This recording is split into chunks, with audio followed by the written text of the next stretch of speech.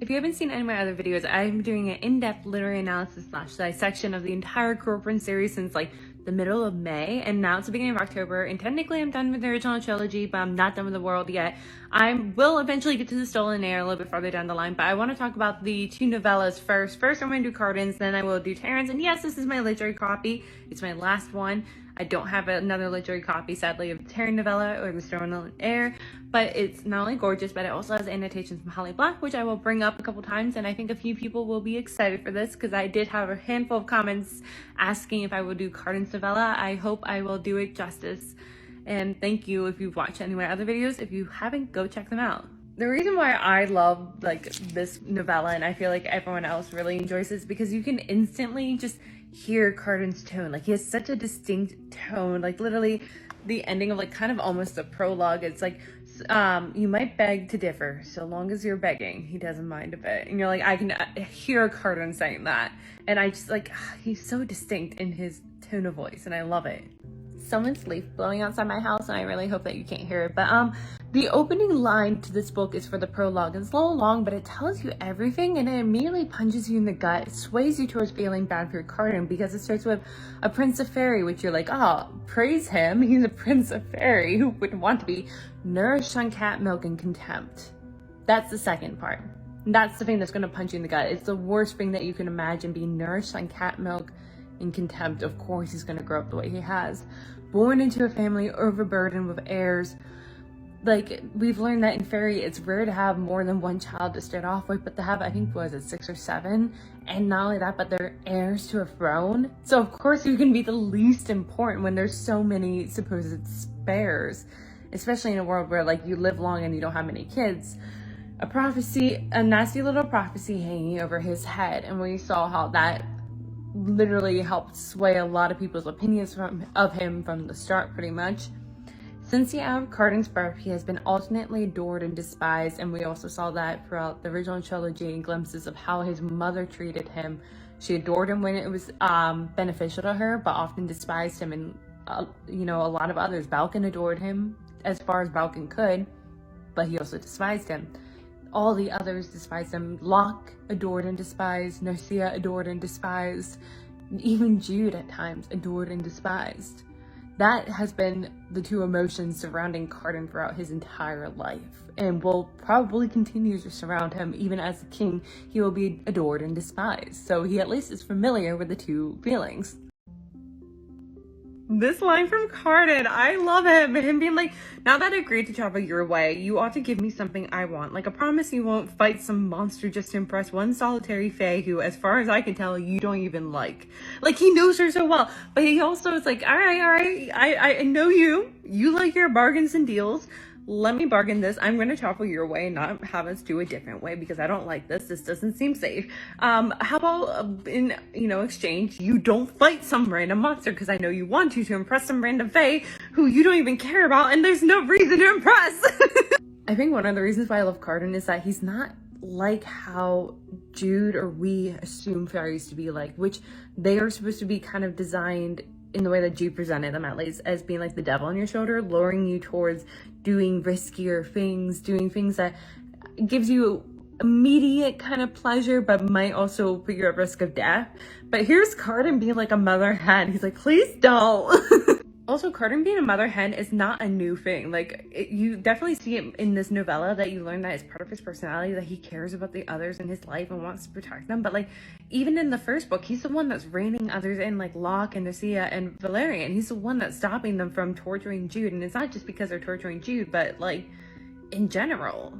Cardan makes an interesting comment regarding Jude when he says that she makes an expression that he never saw once her make during their time attending the palace school, that he knew was her truest face, conspiratorial, daring, bold, which shows that one, she was definitely leaning to more of the Terran model of being indifferent, of being like a empty plain mask, not giving the reaction that the fairies had wanted, but it's showing that she had that mask on so well that like Cardan didn't even notice. And even though he won't admit it to himself, especially here, but he was studying her rather closely over the years, and it explains why it took her up through like the third book for her to finally remove this mask. If you see my videos for the third and final book in the trilogy, The Queen of Nothing, I talk about like literally it's up to like the final 25% where she is wondering who she is now. Now she has to accept her mortal side, not try to hide it and diminish it, and stop trying to pretend like she's a fairy when she's not. But now she kind of is the High Queen of Fairy and has some magic to her, and trying to find this new version of herself. And this new version of herself also has removed the mask, and it's willing to, you know, show the conspiratorial, daring, bold side of herself, not hide her true feelings to fairies. I just had a thought, because in the second book, where she had to go back after coming back from the Undersea, Falcon wanted her to go to court, and there was a masquerade, and she gets a mask, and it was a human mask, but it was probably a plain and different face, and it was made to look like hers, which I think is the most simplest mask that she's been wearing all these years. Boy, why did it take me 2 books to realize that? Oh, sweet Cardan. He's thinking like how Jude one time told him how she fought Maddox, you know, the battle in the first book, and she had said, I am what you made me. And he's like, Maddox wasn't the only one. Like, what I did and what I said also made her who she is today. And he's thinking like in a guilty way, but like she wouldn't have been as capable of a High Queen if she hadn't undergone that. But like also, like, if she had a happy childhood, it would have entailed her never crossing paths with Maddox. And for him, like, he still would have been an obnoxious, entitled prick, and would have been probably worse so, because if you take in the rest of his family, they would have been probably the same, but say they were more loving to him, they would have made him even worse. And he would have, if Jude was there in the world, he would have abused her even more.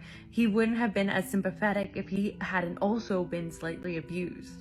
Cardan thinking here like how one of his duties as the High Queen is to remind Jude, the High Queen, that it is not her job or responsibility to tackle every problem herself. And it makes it such a great balance between the two of them, where he was kind of lazy. He wouldn't do things for himself. Not until Jude came into the picture. Then he started getting more involved, taking an active role in his life and like his destiny. Whereas Jude has taken on way too much and avoided any help up until like pretty much the last book, where she was more willing to ask for help. And it's showing that they haven't completely gotten past their old habits, but that the two of them kind of help balance each other out. In part 2, we learn that Cardan had spent the first 9 years of his life sleeping in like the hayloft of a stables, and that he had convinced himself that he just picked a really good hiding spot, and that's why no one had found him. Not that they weren't looking, but they really weren't. Whereas Jude, yes, was 7 when she, you know, witnessed her parents' murder and brought to Fairy, but she had spent those first 7 years being loved by those parents, being loved by her sisters, and her sisters' love continued even when she was brought back into Fairy. And when, like, Maddox, her parents' murderer, loved her too in his own strange way. So even though Fairy was dangerous and tough, she still had a home where love was there. Whereas Cardan, it seems like the outside world made it easy for him to exist, but he had no loving home to go to. And it was about 9 years before Falcon was kind of forced to take Cardan in and gave him some semblance of a loving home. It's not perfect, but it was something. And it's so interesting to me because Cardan seems to be the one to eagerly accept scraps of love, to be looking for it, whereas Jude is the one who does have love, doubts others. I love this tale that the troll is telling young 9-year-old Cardan, because I think he took part of the story and like internalized the wrong message about this boy who was cursed by a witch to have a stone heart, so he would not feel fear or love or delight, and even like, you know, things that mockery brought him no pleasure anymore. But I think to Cardan, it would have been probably nice to have a heart of stone, to not be afraid of, you know, Dane and his other brothers, to not feel so alone and sad when his mother and father scorn him and ignore him and dismiss him. That I think part of him tried to force his heart to turn to stone, but found it impossible. I don't know. I referenced a fairy tale in like one of my other videos, like throughout the trilogy, about like a prince who, like, you know, had to spend in the room with a monster who ended up being the like a princess, and at the end he would, you know, succeed where others had died. And I thought that was a real fairy tale, but now I don't know if it was just referencing this tale that's being told in here, or like it really is a fairy tale and I am right and Holly Black just took a reference from it, but like I don't know anymore. It's interesting at the end that the troll's message is that a sharp tongue is no match for a sharp tooth, because it doesn't seem like Cardan has taken that message really to heart, because over the years I've seen him only sharpen his tongue and become a master wordsmith, and I think he's actually found a way to be better at it than the boy in the story.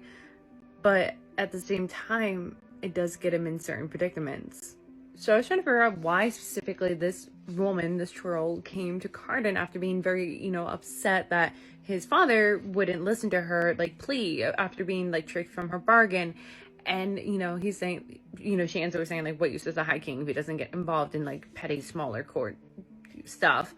And Cardan's like, what do you think I'm going to do? He doesn't listen to me. So she's like, I'm going to tell you a story. Now, part of me wonders if it's her trying to say, like, what use is a High King if he's just going to sit there and give out words? Like, actions is more powerful. Proof of this boy, like, he could have spent his years sharpening his tongue, but he wouldn't have been happy and wouldn't have done anything with his life. Whereas, for his stone heart, he actually went on a quest. He actually left. He saw a monster. And through that challenge, he actually learned to love more than he would have anywhere else. And learned that it wasn't worth sharpening his tongue. And I wonder if, like, part of her is saying, like, you should do more action and not just sit on the throne. Like, at least let's have one prince to do something. And he has an equal chance of still inheriting the throne. He's still young. There's still years that he could, outmaneuver Dane over these years. But also, like, I wonder... I just like that it also mirrors kind of, like, his experience with Jude, where, like, Jude is kind of like the sharp-toothed monster that nudges his stone heart to break and fall in love. So because Cardan says that the door is swinging open to admit him and Balkan into the ominously named Hollow Hall, I stopped and thought, like, okay, let's dig into Hollow Hall and its name. Because I think it's very fitting. Because, everyone that exists in this hall, it's known for people for doing all these drugs and drinking themselves to stupor, staying up all night, having sex. They're pretty hollow. They're not doing anything of substance for the society. They're just, indulging in themselves and their pleasures. And Balkan himself, if you scratch the veneer off him, there's nothing really beneath him. He just wants the appearance of being powerful and being the king, but he doesn't do anything of substance for the society either. But also, if you take it and look at Cardan's perspective, because he lives in this hall, it kind of hollows him out, and he takes on this persona that others have then been forcing upon him, thanks to the prophecy, thanks to existing in Balkan's hall, thanks to Balkan. They just assume he's like everyone else of this hall, and he's like, I guess I am because of Balkan hollowing him out here. I also love when, like, the doorknob winks at Cardan in a companionable way. He thinks, you can't befriend me either. He's like 9 here. And at this point, he assumes if you're trying to be companionable, you're either trying to get something from him or you're going to set him up like Dane had. Because Dane was being companionable and then set him up to then be kicked out and hated by their father even more than he already was. And I think that's part of the reason why he's so drawn to Jude, is because she doesn't do that.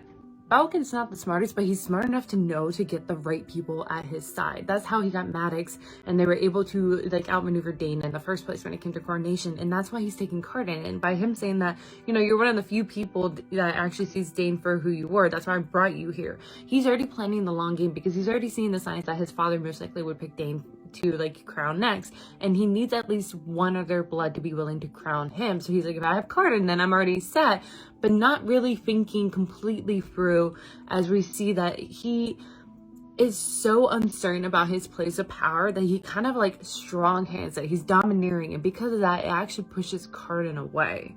Just like with Jude and Maddox having a great relationship where it's not black and white, so does Balkan and Cardan, and that's why Cardan has such a hard time punishing Balkan, just as Jude had a hard time punishing Maddox. And, Balkan's the first one to give him a proper home and proper clothes and teach him how to use cutlery and teach him, go to school. And he's finally, like, earning a place in this world and being respected. And he kind of takes on Balkan's mannerisms of, like, strong handle, manning it, like, domineering his way, forcefully getting the respect that he thinks he deserves. And he starts getting it. He starts being treated like a prince and not something for everyone to kind of kick and laugh at, as it had been for the first 9 years of his life.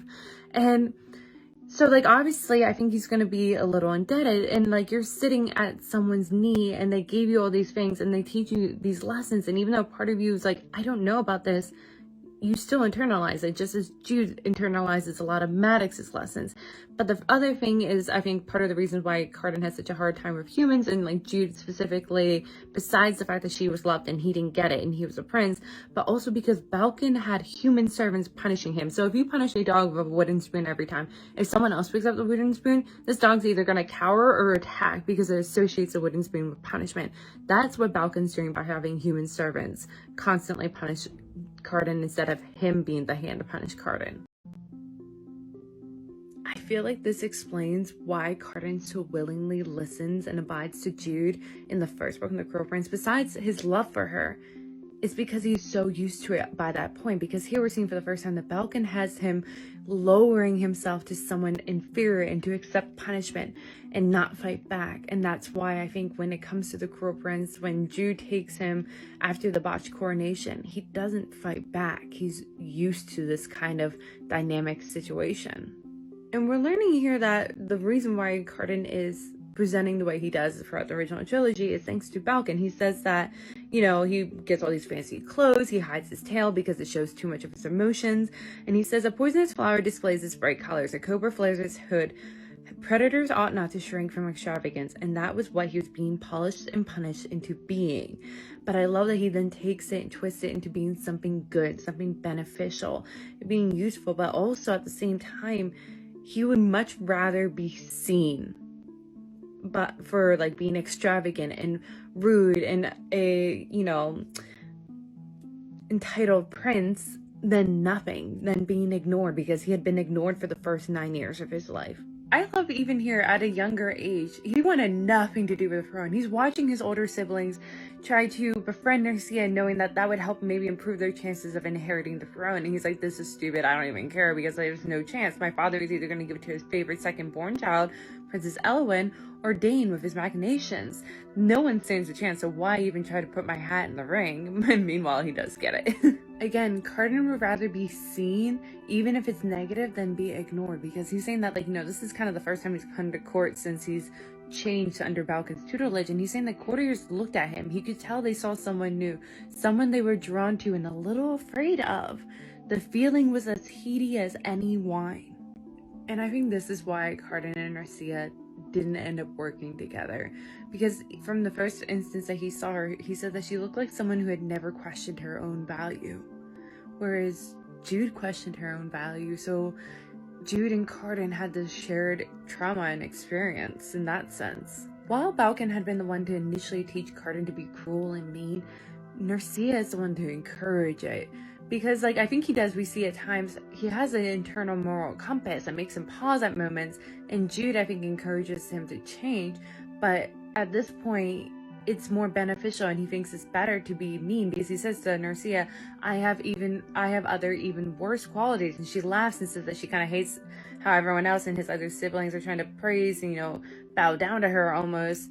And he says that, you know, winning the favor of the Undersea, it was the first time he won anything. So obviously he would continue this, you know, path because it's working for him at this point. The chapter then wraps up with Cardan saying, like, he becomes the villain as he joins his core group of friends, and he likes that, even though he's familiar with fairy tales and knowing the endings of those and how villains usually get their comeuppance. He's also a child, and as a child, you can't quite contextualize the future. It seems so far away. Why would I care about that when I can indulge in my every want and need and desire and pleasure and get to be selfish and get a bit nefarious and get to be known for something? Because wouldn't it be better to be known as the villain than to be nothing? And so that's why he does this. You know, that's why he would rather be the villain. I kind of love the symbolism of Cardan using a moth to transport human servants that he's like smuggling away to bring back to the human world. One, it is this very strange creature that you would never imagine to ride in bringing the humans back, of using a very fairy-like creature, bringing humans back. But also it used to be his mother's. So one, it's a connection with his mother that he still has, a tie to her that I don't think he would ever sever, even though he doesn't see her. And it's the same as like his feelings with the night of the coronation, because it meant that his father moving on meant that he ran out of time, that he no longer has any more chances of winning his father over, but he still has a chance of his mother, and he yearns for this love, familiar love more specifically. And also, though, that it's a moth that his mother had tamed through wine, a drunk moth, which is kind of how Cardan has been being tamed by Balkan up to this point, by giving him drugs and wine, of allowing him to dull all these feelings, to almost pretend like he is the prince with a stone heart in that story. I kind of also love that him secretly smuggling Balkan's human servants back for his ill treatment to him, and showing that he's always kind of had been good at a sleight of hand. He didn't know the exact way of doing sleight of hand before he was taught by the roach, But he's been doing it right under Balkan's nose. He would take something of value of Balkan and smuggling it away. I also love because in this moment, as he's helping this human servant go back home, he says to her, "You know, I don't like you."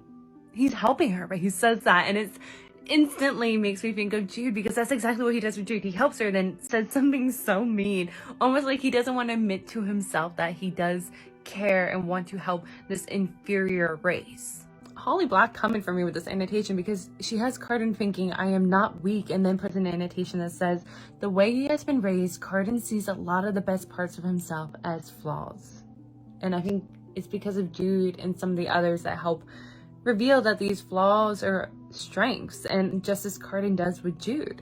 Even though Cardan's relationship with Jude and Taryn is like, I can't quite think of the right word, but like strained, them just being there unnerves him even more, because he's already unnerved by looking at the human servants owned by Balkan, but seeing how they can be treated makes it even more unnerving, seeing the empty eyes and the chapped lips. So just them being there already is changing things, and it's kind of like how at the end of like the third book, where Jude being queen, she didn't even have to make any laws yet, and the courtiers are already bringing more mortals to the world, that even though Jude and Taryn are struggling in, it's not easy being in this world, they've already started changing some things by just having a seat at the table, almost, or close enough, being in the room. They're not at the table yet, but they're in the room.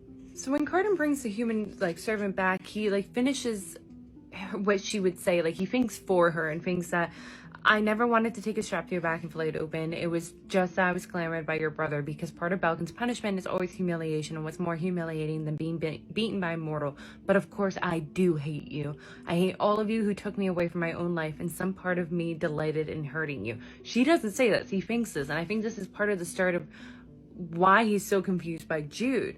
He thinks that, wouldn't she rather go home? Why does she continue to choose to stay here if she hates us so much, and if we hurt her? Like, all these other human servants were eager to go home. Why doesn't she want to? So chapter 5, The Prince of Elfhame is My Late Inconvenience. The first page is just so beautiful. I could just rip the page out and like frame it. I don't want to rip it out, but I would and frame it, because the first page could be almost a short story within itself. It reminds me a little bit of like Ernest Hemingway's famous one of "Baby shoes for sale, never worn." That's it. That's the entire short story. But you can infer so much emotions and backstory between those words. And I feel the same with this, like, you know, one page where it starts with him saying the odd curve of her ear was what he had noticed first. And he's talking about Jude. And the obvious, like, the ears would be the obvious thing to differentiate between elves and humans. And then the fact that, you know, the roundness echoed in her cheeks and mouth, the way that she looked solid, she took up space and weight in the world, and that she left footprints behind. And at first he laughed, thinking, haha, you can't even act like one of us, you're not like one of us, even though she does try, and we do know that she tries. But it ends with him then saying, "It was only later that it disturbed him to think back on the shape of her boot in the soil, as though she was the only real thing in the land of ghosts." How, yes, it differentiates her, but she's the only one actually making a mark, both physically and metaphorically. And it's so beautiful, just this one page. I swear I did not remember this line of like Cardan saying that Jude and Taryn look like a changeling child and not human. I didn't remember that when I made the comment in one of my older videos when I was reading the original trilogy. Like, I promise I did not remember that, but like, it makes sense, because between the two of them, one of them always feels like a changeling or looks like a changeling. And it's actually interesting because I think Taryn looks more human but acts more fairy, whereas Jude acts more human but looks more fairy-like, and especially when Tadafel is styling her hair in ram's horns and things like that. So I think it's interesting that to them that's how they contextualize twins, because twins are pretty much non-existent in this world. Also, I really like this other page. This chapter is only 3 pages long, and the second one is just him pretty much saying all the little details that he noticed about Jude over the years. Like, he had been watching her for years, studying her, and he wouldn't admit to himself why he was studying her. He would give different excuses, but like, oh my god, he was simping for her for years. And I love it. So I'm using my Literary copy, which comes with annotations from Holly Black, and she has this one where she's saying that I wanted to try to isolate the thing that made him the most uncomfortable about her, the thing that made him feel badly about himself regarding Jude and Cardan. And she underlined these 2 lines: what was the point of her trying so hard, and he never tried like that for anything in his life. And it's pointing out that, like, one, I love the mirroring of each other, that they hate the other because they're doing better than the other one is.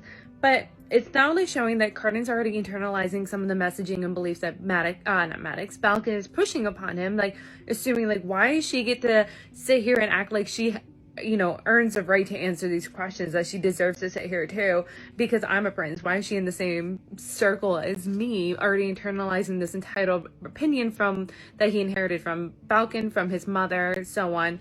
But also that it's showing his age, that her being better than him, instead of internalizing it and fixing himself to make himself better and trying harder, instead he looks externally and blames her for being better and making him look bad, which makes sense for someone young, because when you're young, you often look externally. You blame external forces rather than yourself. I'm obviously rooting for Jude and Cardan, but I really love reading more about his and Narcia's relationship in this chapter and seeing how it just naturally developed from friendship to a relationship. And it makes sense as you're going from childhood to, you know, teenage adulthood, your hormones are kicking in, and they already have this relationship. They have this connection where like they're both prince and princesses, they're children of royalty. They're starting to share their childhood. She's sharing about her childhood and the assassination attempts on her. He's sharing about his childhood. And this is the first person I feel like he's actually sharing these things about and his feelings and stuff. So obviously this is the reason why he's a little bit more closed off when we meet him, because like he feels like he was betrayed by Narcia when she, you know, has his entire heart in her hand and everything. He revealed everything. He removed his mask and she chose Locke over him. And like that's why I think he becomes a little bit more cold again. But like I just love seeing this because it adds more depth and humanity to Cardan.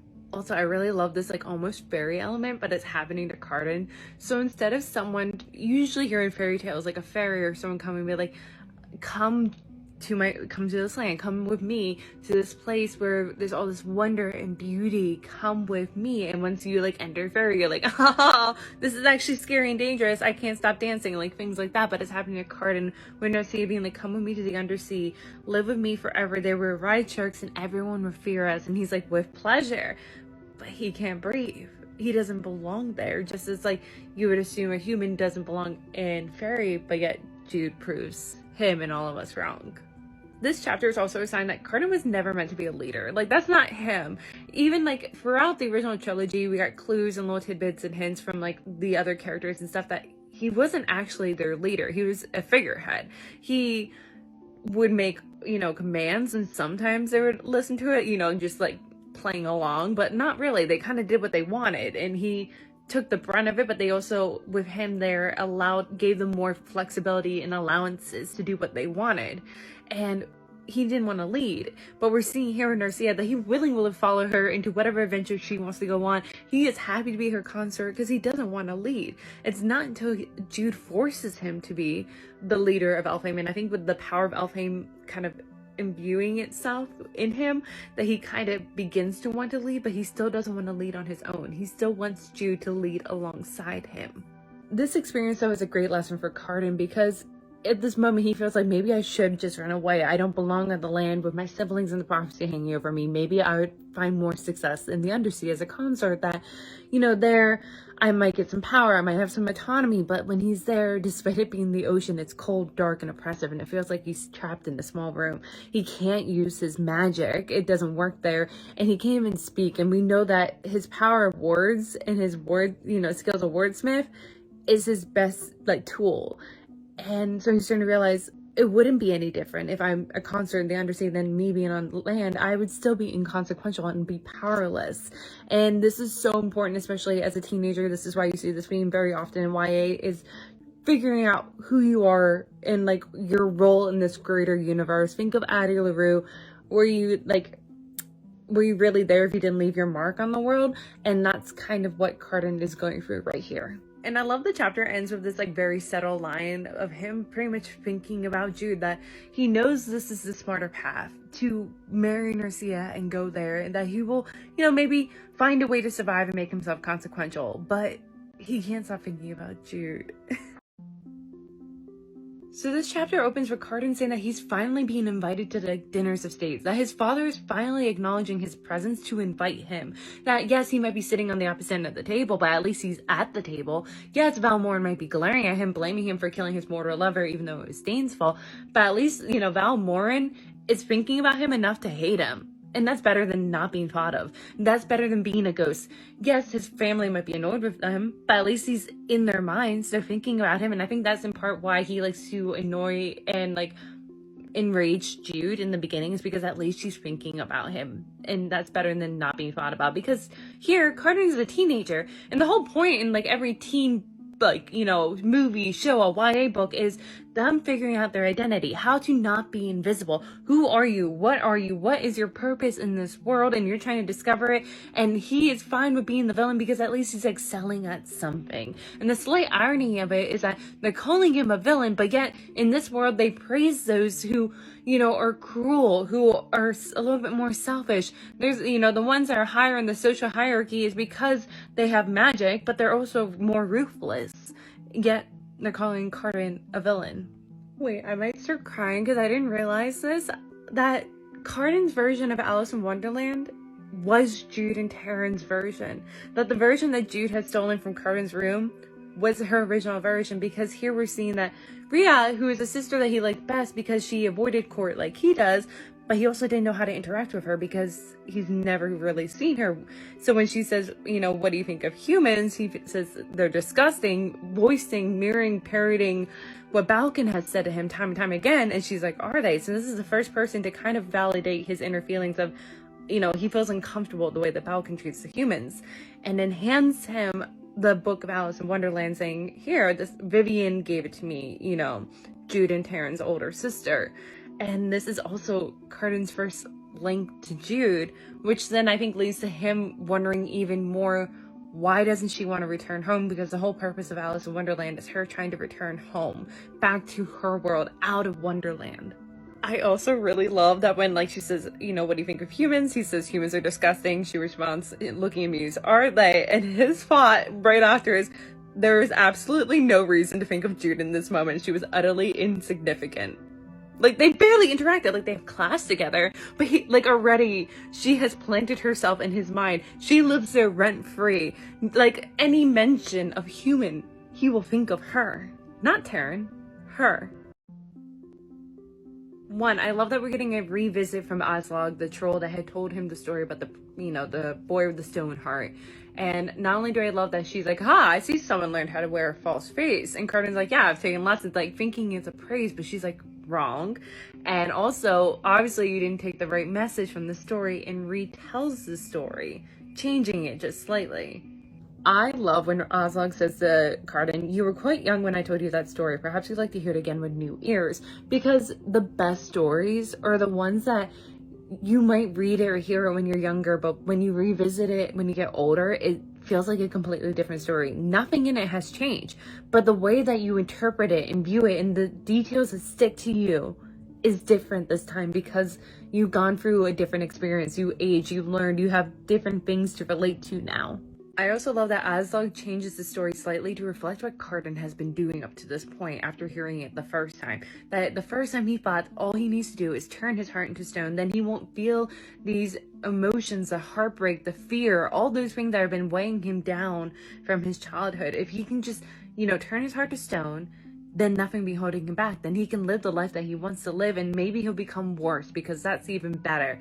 And her saying that he could be worse than ever before is reflecting that she's noticed how he's been acting, and he's taken the wrong message, because that is not the point. I also love part of the story is to point out that him trying to turn his heart into stone, yes, he may not feel fear or sadness, but he also will not feel happiness. And what is the point of this life? For instance, the boy is given finer clothes, but the boy is there's no difference to him. He feels nothing different than when he was wearing his rag. So what is the point of this then if you don't have these kind of emotions?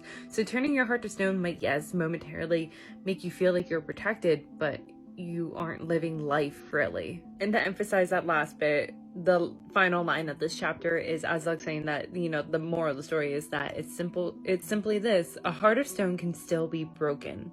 You might guard your heart, but you can still have it broken. And I think that moment for him happens twice. Now, he tries to guard his heart, but Nasia breaks it when she chooses Locke. And I think that's what's going to happen in the next chapter. But also, he then tries to make his heart into stone once more after Nasia breaks it. He guards it even farther. But then Jude comes in the picture. And Jude picks Locke too. And that's when it breaks. And I think that's why he becomes a little bit bolder with his approach towards Jude. So this chapter opens with Cardan saying that he didn't really think about the story that Aslog had told him that much. He overindulged in his normal pleasures and refused to think about the future. But that's not uncommon for Cardan up to this point, because up to this point, first off, he's young. It's hard to contextualize the future when you've only had a certain amount of years to your life. That seems far and hard, because all the years you've gone through seems like it's been dragging. And then all of a sudden it speeds up when you get to a certain point, a certain age. But also, he's living in a court that overindulges and lives for the moment. They're seeking their pleasure for this particular moment. Balkan's court doesn't contribute to the society. They're just seeking to overindulge in things and enjoy the night. And that's what Cardan has taken in. He doesn't think about the future, not to mention, also his prophecies hanging over his head. No one's giving him a purpose. He's not good at anything, according to him and according to Balkan and others. So why look towards the future? That's why he's fine playing the role of the villain right now, because, he's not thinking about the future comeuppance, because right now, playing the role of the villain gives him enough pleasure. It's not until Jude truly comes into his life and forces him to be a king, gives him a purpose, that he actually starts trying to be good at things with the Court of Shadows, and starts trying to be a good king. She has always schemed and had a goal in the future, because she always planned on trying to figure out a way to earn her place in this world, to exist in this world and become a knight, and that kind of rubbed off on Cardan. Just like Jude and Maddox has a very gray relationship in the way that Maddox has shaped her, you see it also reflected with Balkan. So I feel like we can't be hard on Balkan but not on Maddox. I feel like we should give them the equal amount of leeway and also criticism, because here Cardan is saying yes, he is completely drugged on powders and wine and enjoying this party, but he's saying that he even felt an expansiveness towards Balkan, a gratitude for being taken in and remade in his eldest brother's image, no matter how harsh his methods, because he is acknowledging that he at least was taken in by someone. Someone cared about him enough to take him in and remake him into their image. Yes, his methods were tough, and it may not be the most ideal, but at least he is somebody now, and he has a purpose, and he has friends, and people respect him, and he has power. Whereas if Balkan hadn't taken him in, that may not have been the case. I don't know if I hate or kind of want to praise Locke for being ballsy enough to attempt to woo Narcia, who's at this point kind of recognized as Cardan's girlfriend, in the middle of a party being hosted by Balkan and an extension like Cardan, two princes of Elfhame, people who are higher up on the food chain than him, in the middle of their party. Take the one's girlfriend. Ballsy, but it's also showing, one, that he has no concern for his well-being, that he likes the danger of trying to take something from someone higher up on the food chain than him, but also for Cardan to learn that just because you're a prince of Elfhame doesn't mean that you're safe, that there will always be people trying to take things from you, just as Maddox's lesson in the beginning of The Wicked King, where he had Jude and Taryn stand on a hill and try to defend it. That is what's happening here. But I want to know, where did Valerian's hatred towards them start with? Because here, out of the blue, he's saying, looking at the humans that are under the influence of Balkan, the servants, and he's I wish that the, Durante twins came here. That would be great, entertainment, great fun. Show them their place in this world. What did they ever do to make him, angry? I want to know more about his family, and that might lead to the reasoning why he has such a hatred towards them. Are they higher up technically because they're adopted by the Grand General? I want to know why he hates them with such a burning passion. Again, ballsy of Locke. They could have gone to any guest room. But when Cardan wakes up on the random rug, he goes to his room. And that is where he finds Locke and Nasia curled up on his rug, half naked. They didn't go to any room. They could have gone to a guest room, but they went to Cardan's. And Locke did it on purpose. And I think the fact that Cardan didn't unalive him on the spot, or imprison him or do anything, but continue to be his friend and let this happen, gave Locke the permission to keep doing this. He went, okay, You're not gonna punish me? Let's see how much farther I can go. And that in part is because as a kid, you're seeking boundaries, you're seeking limitations. You push your parents to see when they say no. You push other adults to see when they say no. You're trying to test the limits. And Locke doesn't have that person in his life. The closest person to do that in his life is Cardan. And here, Cardan's not doing that. So that's why Locke just gets worse and worse and worse, because no one's there to stop him and tell him no. Again, Cardan is so desperate for love, and this is why he continues to forgive Jude also. Like, even when she betrays him, because he's that desperate for love. He's literally here. He thinks to himself when Narcia wakes up, tell me it means nothing, that it was just a bit of fun. Tell me and everything will be as it was. Tell me and I will pretend along with you. He will pretend this never happened, and they can continue in their life because he is that desperate for love. And that's why I think he continues to forgive and trust Jude. But she does push him a little bit, especially in the second book, that he's like, I don't know if I can keep doing this if you don't trust me. I keep giving you all my trust. Trust me. Right before she was taken by the Undersea.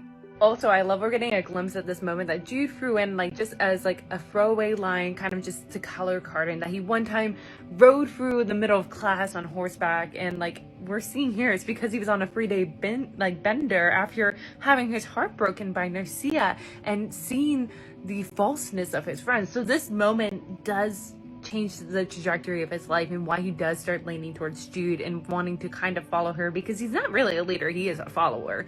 But it's seen that Jude is faithful and loyal to her family and the people in her life, whereas his friends are not.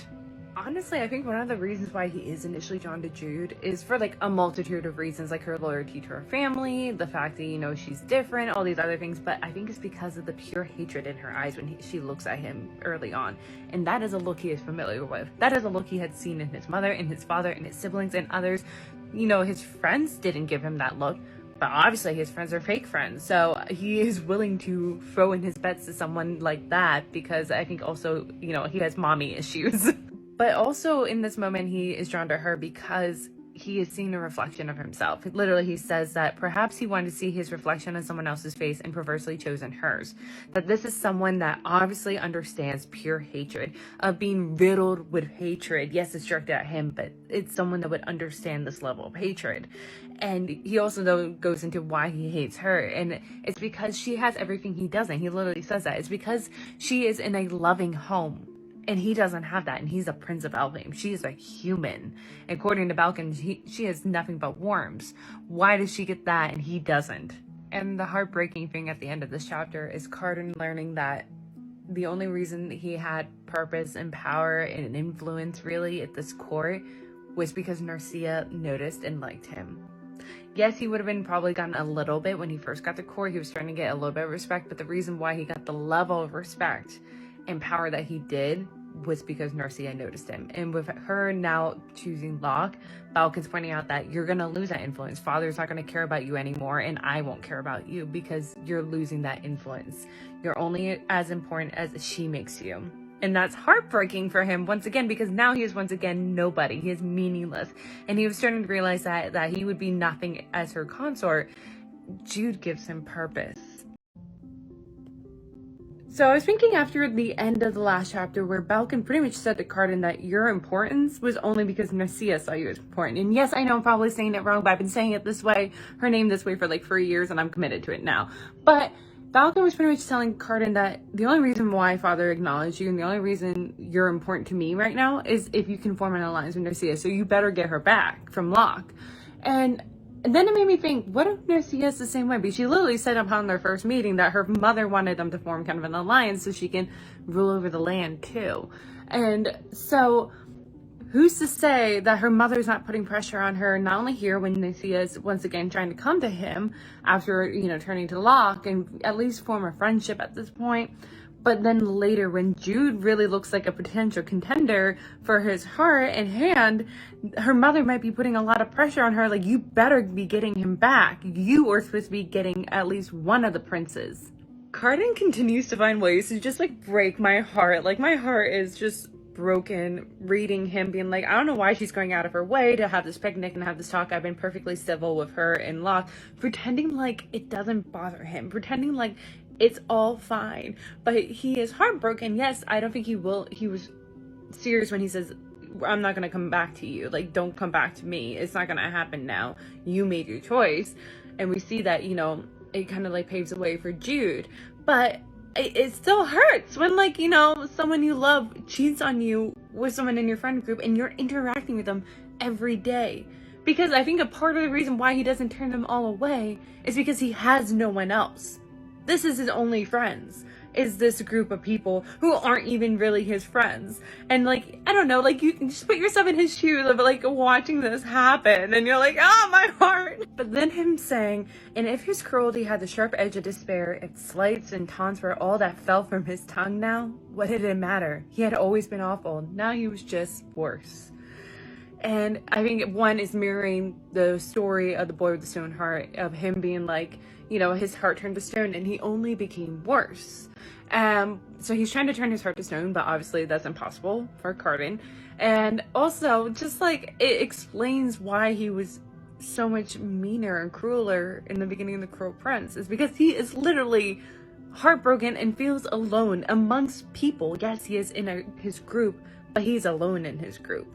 And I think this is like another mirroring between Jude and Cardan. There's a lot of mirroring in my opinion, but here it's because Cardan is, yes, has a group of friends, but they're not really his friends. They're just using him, and he's alone. Like, he's standing in a group, but he's alone. He feels alone. And Jude actually, I think, feels the same way in the beginning of The Cruel Prince, that despite Taryn sitting next to her, Taryn has started to grow more distant and secretive, that she feels alone. And same with like Maddox. The fact that Maddox is not supporting her, you know, what she wants in that life to be a knight, she feels alone. And the fact that, like, you know, the situation and the coordination kind of forced these two together, Jude and Cardan, and despite hating each other, they kind of cling to each other, even though they will not say it out loud, because they both understand what it feels like to be alone and feel alone. And all of a sudden they kind of aren't alone with each other, even though they hate that they don't feel that with each other. So I think one of the reasons why Cardan turns down Narcia when she says, I want you to take me back, even though he acknowledges that is all he had wanted her to say when he first came across her in Locke, but now he's turning her down. And I think part of it is that he's slightly oppositional, which is understandable. He's a teenager and has a strained family relationship, and the fact that his family is pressuring him, being like, you need this, you need to form this alliance, he's gonna be like, yeah, no, I don't think so. And I think also during this time away, he's starting to realize that, is this really what I want? If we got together and say I got married, who's to say she wouldn't cheat on me again? Who's to say, like, you know, they're pretty much saying that my political importance, my importance in general, is dependent on her. That I'm pretty much just an accessory to her. I am not, like, autonomous. And also that I think he doesn't want a mask of a relationship, a mask of love. It's not really love. It was fine for that moment, but he wants the real thing because he has never gotten the real thing. Not from his mother, not from his father, not from his siblings, not from anyone. And the reason why I think he does fall in love with Jude is that even though she hates him, at least she is upfront with her emotions. It's all right there. She doesn't hide it behind a mask. It's not faked. So if she hates him, she hates him. But if she loves him, she loves him. Okay, once again, I want to remind everyone that Cardan is a teenager, and as a teenager, your frontal lobe is not fully developed, and so you're a lot of times reacting based off emotions. And here, I think that's part of the reason why he agrees with Narcia's plan to punish all three of them. It's because yes, we're seeing like numerous times that he's watching Jude, that he has feelings for Jude, but he won't acknowledge it because of how twisted his thought process is, thanks to Balkan and others. Literally, he says here, which one? And Narcia's like, doesn't matter. And he goes, you're right. Human girls are insignificant, but obviously he cares. But he won't even admit it to himself. And so this knot of emotions needs to be let out. Plus, on top of that, like, his feelings about Narcia and this whole situation, and then the fact that this girl that he also has a crush on is once again choosing Locke over him. And so the emotions are going to be let out with him punishing her, even though he, like, I think he's not thinking the long term, obviously, the long term repercussions of this. He's just thinking in the immediate, I'm hurt and I'm gonna let it out. Polly Black, I love this line. So she has Cardan thinking, choose a future Balkan had commanded him when he had first brought Cardan to Hollow Hall. But no one chooses a future. You choose a path without being certain where it leads. So I think one of the reasons why Cardan is drawn to Jude, but like I always think that there was going to be a pull, as we've seen here, that like, he has always looked at her, but I think the reason why he is thinking about her incessantly now is because she has defined him. Similar to Locke, as a kid, you're pushing to see where the boundaries are, and the only one giving Cardan boundaries is Balkan, and even then they're not great boundaries. Jude is the first person to stand in front of him and defy him and tell him, enough, that is not good, pushing him to be a better person. Because even his friends, they don't defy him. They pretend like they're bowing their heads, agreeing with whatever he just said, but kind of just skirting around him and doing what they want. Still, like, but no one argues with him. No one defies him except for Jude. Jude is the only one to be like, that's not how this is gonna work, and push him to be better. But I think also he's jealous of Jude and admiring, because she is doing to him what he has always wished that he had done to like his father and mother and Balkan and Dane, that, you know, they're his betters, and here she is doing it to him, where she is standing before him, glaring, looking him in the eye, being like, no, you will not break me. Whereas Cardan has kind of bent and kind of made himself a little bit smaller in front of these others. I love Cardan saying here, the villainy takes many forms, when like he's in the mortal world and Heather and Oak are like disgusted that he takes a bite of the dumpling and puts it back. They're like, you can't do that. And it's going to something that Holly Black has actually said in an interview, and it's just talking in the general terms. She was talking about how her and another author were talking about how as readers we support for some reason characters that do grand crimes. Like literally Jude is a murderer. She has murdered people, and yet we support her queen. Like I do too, but if you do a petty crime like steal candy from a baby or kick a dog once, or even like what Taryn does, all of a sudden we despise these characters so much more. And like, you know, Cardan's a petty criminal. Like he does petty things. He never does anything on the grand scale like Jude, but yet he's deemed the villain. Oh, Cardan here, he says that like he understands everything and nothing he sees on the screen when they're watching the movie in Heather's place, just as he understands everything and nothing about being here with her family, Jude's family. He feels like a feral cat that might bite out of habit, that this is too nice, that is uncomfortable, that he's resisting the instinct to be cruel out of habit because it's so unnatural for him. It's so uncomfortable, and he's still not comfortable being in that scenario. It's like, you know, taking a feral cat, like he's saying, taking the feral cat and putting it in a home. They're not used to it. He's still growing accustomed to being in a situation where he is surrounded by people that do care and love him. I really love this moment though right here, because we're seeing not only is Cardan struggling against old habits, with him saying like he feels like a feral cat that might bite out of habit, but also Jude too, where her saying that you're probably missing your fancy palace right about now. And when he says, not at all, she smiles, because I think part of her still is trying to rewrite the old image of him that she has in her head, the old perception. It's still there, even though it's changing and growing. It's hard to completely forget how she used to view him. At least that wasn't completely who he was, as we're seeing here, but how she used to view him. She still expects him to be that version that she initially thought he was. She's still waiting for like the floor to give out underneath her, and I think I wouldn't be surprised even in the spin-off duology in the Stolen Heir if we see in that next book moments where Jude still has slight moments of doubt, that she still expects the worst of people, as you know Cardan has pointed out in the original trilogy, that she expects the worst of people and is surprised when she is wrong. And this is why I love Cardan, because here he says he has never before willingly worn such an understated costume. He views outfits for the power that they have. That yes, they are costumes because there are power behind them, and they make a statement, even subconsciously, that people interpret. And that is how I view outfits. As you can see, there is a costume to every outfit I wear. There's a persona that I'm cosplaying as with every outfit I pick out. This is why I love Cardan. I also love how like Cardan and Jude have not been married for that long at this point, but he knows Jude so well that he knows that she typically loves, you know, doing things with strategy and murder, and the fact that she's not is suspicious. I love Cardan here because like he still can't quite pass as human, because the only humans he's interacted with were either under, you know, Balkan's spell or, you know, Jude and Taryn, and they're not quite human as we've known. But like he's trying, because the quickest, fastest, easiest solution would have been using his magic to get the answer from this human, but he chooses not to, you know, stating that he didn't like how they acted when they were in Balkan's home, also that Jude would have yelled at him if she was there, but it's showing that he's learning. And it's the same with like any fairy would have easily have given glamored leaves. Vivi has done that, but he chooses to give glamored gold. Like, it's still glamored, but it's gold, and he's trying. And the fact that he's so smug when he walks away, he's like, look at me. And I'm like, I'm so proud of you too. And it's the same kind of smugness I think he had when, like, he thought that he tricked Jude, and he's like, she's gonna be so proud of me when she figures out that riddle at the end of The Wicked King. And he, like, it's just like, I love him. I also love how Cardan gets this, like, booklet this, like, guy wrote about, like, all the mysteries and, like, hidden folk tales of the region, and he's reading through, he goes, oh, that's probably was Balkan, oh, that's definitely this creature, definitely did this. Like, I just love him being like, oh, I can explain all these phenomenons.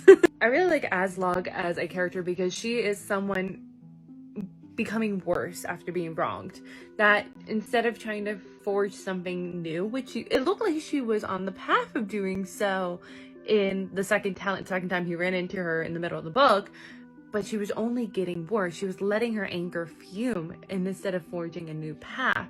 And I think it's like an example for Cardan of what his future could have looked like in certain situations, you know, with, for example, Locke and Lucia. Like, he could have just fumed under that and gotten worse, but instead he forged a new path, and that new path was with Jude. But also, it's, again, Aslog putting a assumption on Cardan. Cardan has lived his entire life under a mask that others have put on him, assuming him to be the worst. And here she's saying, I assumed you wouldn't care about mortals until you took one for bride, but still.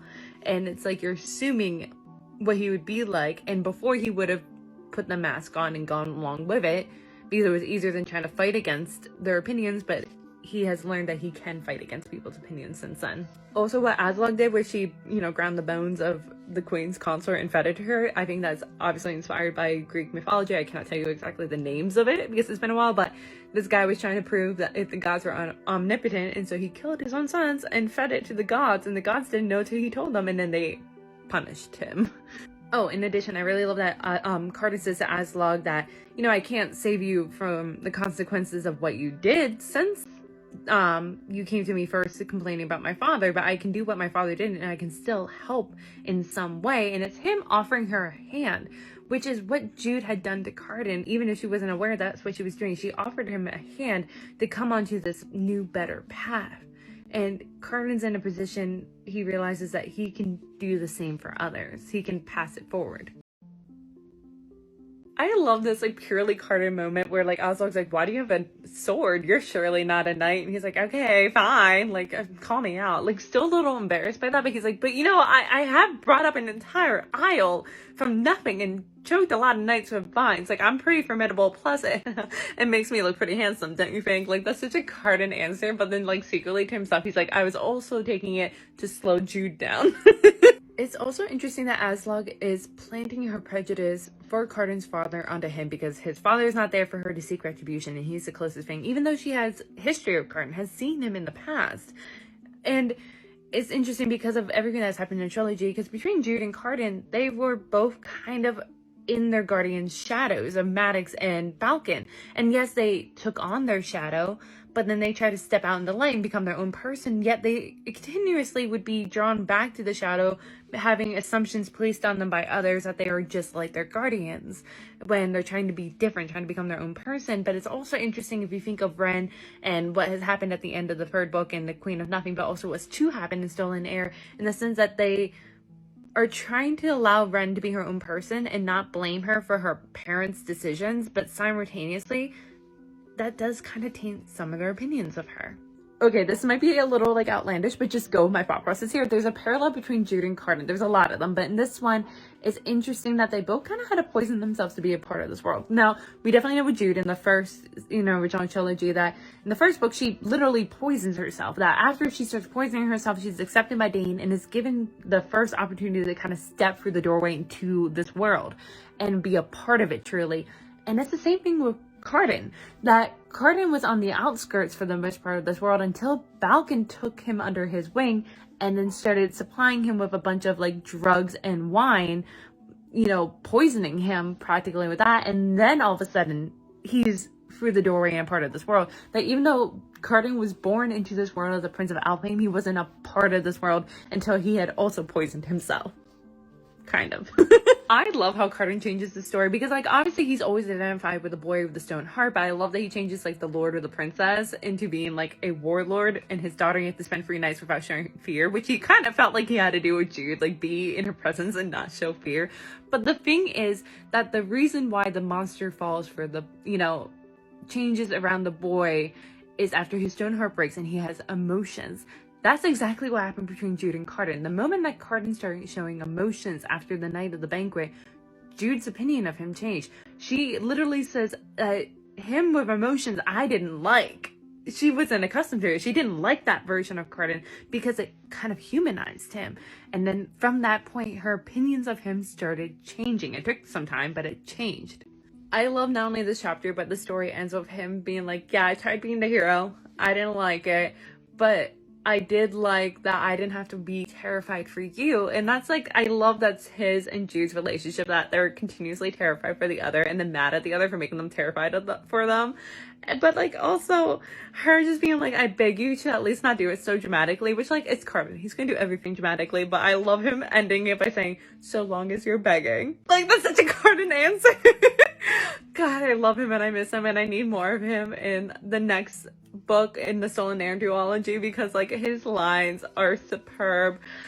With this being over, it was fun, it was great. This chapter wasn't like a whole lot for me to talk about the characters and stuff as much as the others, but I'm looking forward because I'm reading Taryn's novella next and I haven't read hers yet, so this is going to be interesting for me, especially because in the past I've been a Taryn apologist, but I was a little bit more critical of her during this last reread, so let's see what happens.